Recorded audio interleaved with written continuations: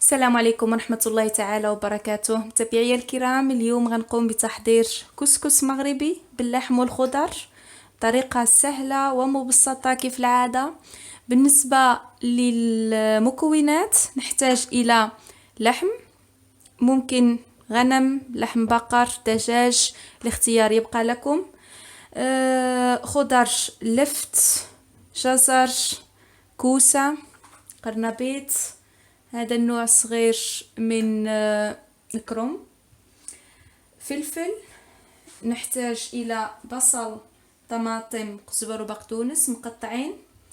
طبيعة الحال إلى الكسكس، أنا عندي هنا متوسط. البهارات عندي معلقة كبيرة بابريكا، ملح، زنجبيل، كمون، كركم، عندي ابصار اسود، ضامة البنة كنور، نخديت غنم، ملون غذائي، زيت زيتون، ملعقة صغيرة سمن بلدي. اول شيء نقوم بوضع شوية زيت زيتون،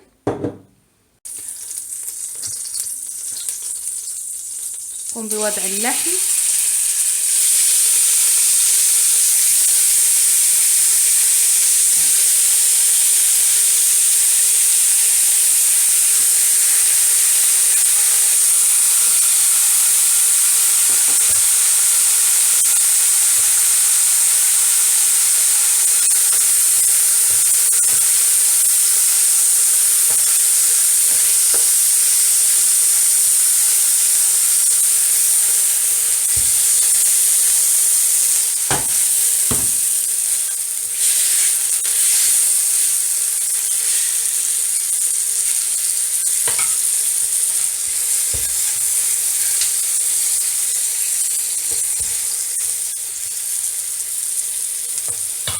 قوم بوضع شوية ملون غذائي على اللحم،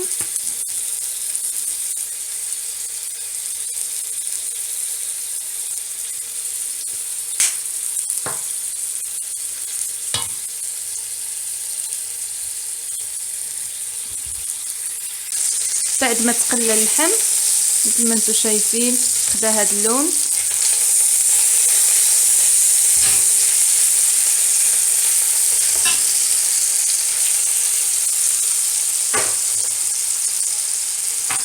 قوم الآن بإضافة بصل،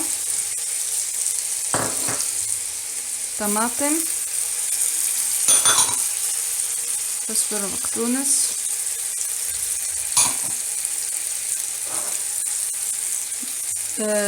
بهارات،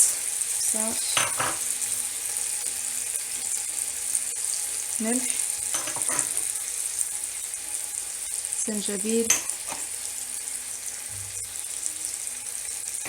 بابريكا، كركم، كمون، سمن،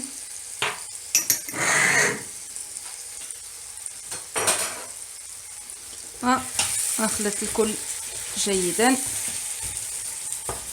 ونترك اللحم يتشرب من البهارات وباقي الخليط.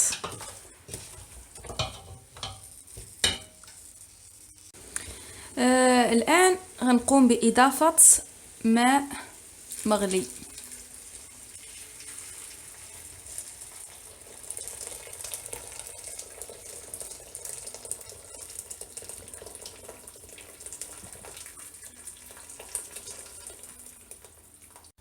لازم نحط كمية كبيرة من الماء لأن في نفس القدر راح نطبخ الخضر بعد ما يستوي اللحم.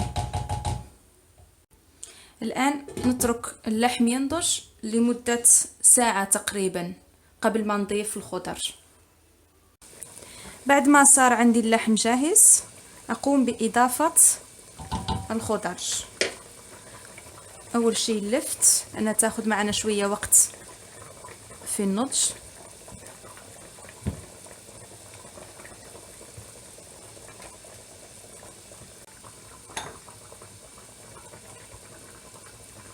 بعدها الجزر،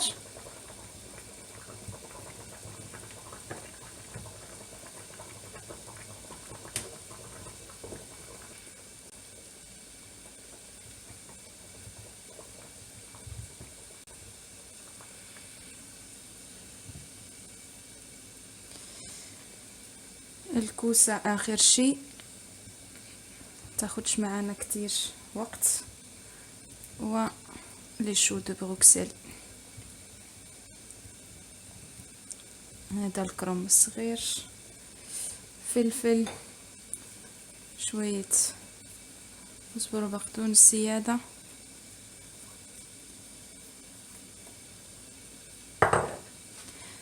شوية ملح،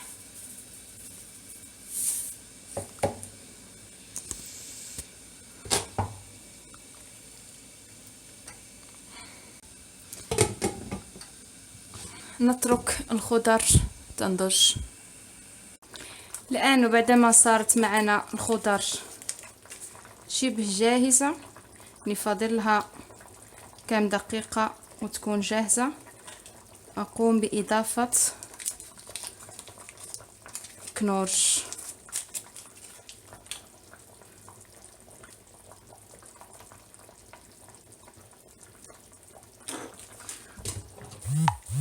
أحرك مرة أخرى. الآن الخضر صارت جاهزة.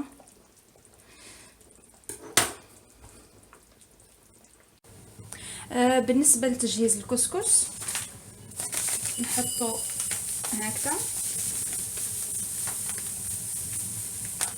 يعني الكمية على حسب الأشخاص، نصف كيلو بالنسبة لي كافي. نحط شوية ملح، اوكي، شوية زيت، ملعقة صغيرة كبيرة تقريبا، خلطوه، نضيف شوية ماء. الماء لازم يكون بارد.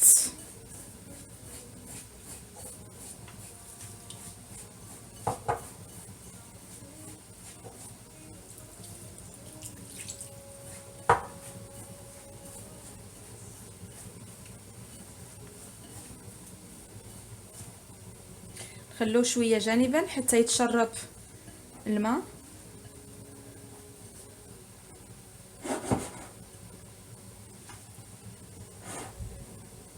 بالنسبة لطهي الكسكس فأنا نحتاج إلى هذا النوع من القدر اللي فيه طبقتين. الطبقة الأولى نضع فيها الماء يكون مغلي، والطبقة الثانية هنا راح نحط الكسكس.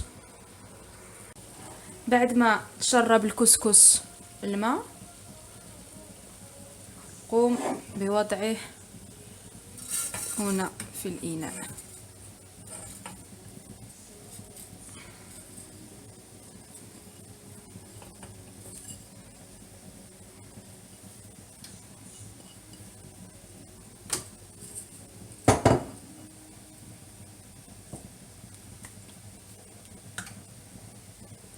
ونتركه يفور.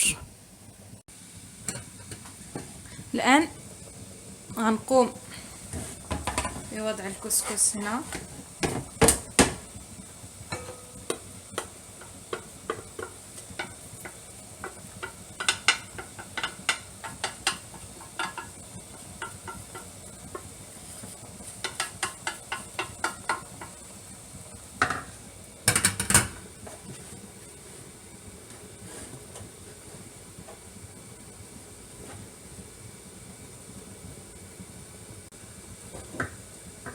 نقوم برشو بالماء،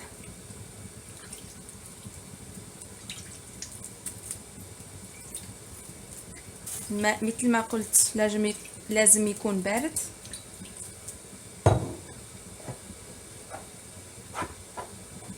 استمرار في التحريك.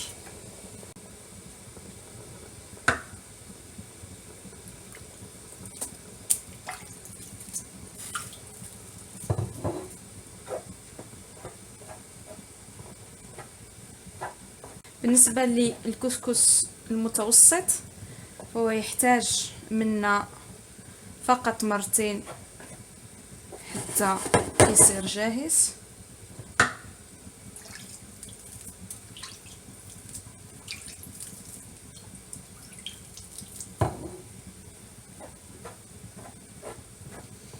خلوه شوية يتشرب من الماء ونضعه مرة أخرى في القدر، اتركوه حتى يتشرب من الماء لبضع دقائق. بعدما تشرب الكسكس الماء قم بوضعه مرة ثانية في الإناء.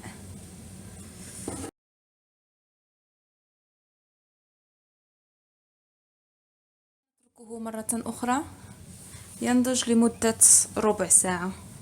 صار الكسكس جاهز.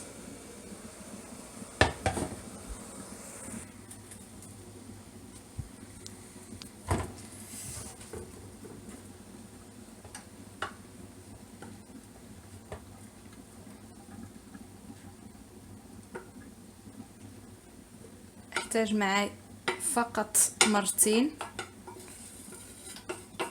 لهذا أنا دائما اختار الكسكس المتوسط ذو جودة جيدة.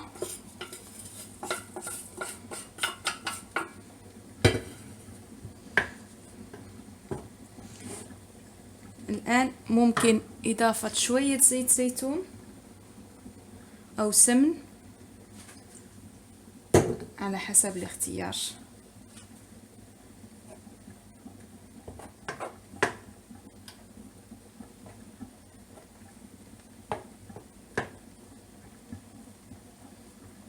خلاص الكسكس صار جاهز.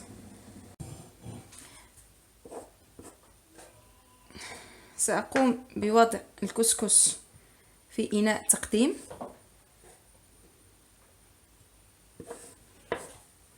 نحطه في الوسط.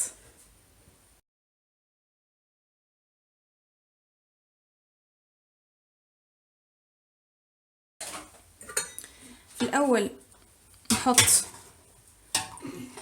مرق،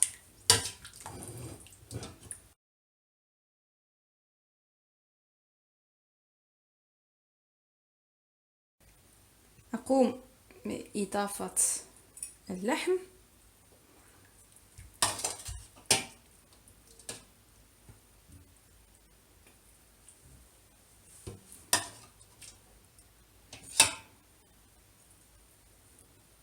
هكذا في الوسط، يعني الطريقة التقليدية في تقديم الكسكس، لحم في الوسط والخضر على الجوانب.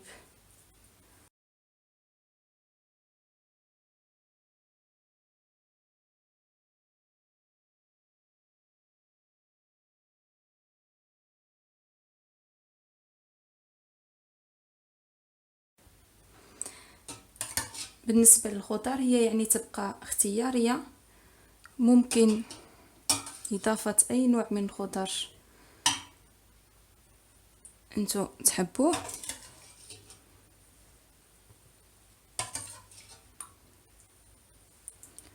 فوالا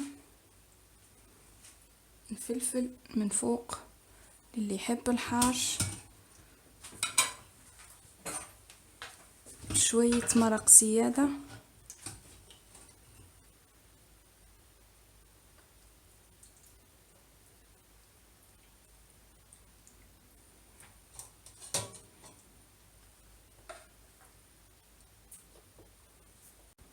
بالنسبة للمرق نحطه في إناء آخر للي يحب مرق زيادة. هذا يكون الشكل النهائي لوصفتنا لليوم، كسكس مغربي باللحم والخضر. نتمنى إن شاء الله تعجبكم الوصفة وتجربوها. شكرا على حسن المتابعة، ولا تنسوا الاشتراك في القناة حتى يصلكم الجديد.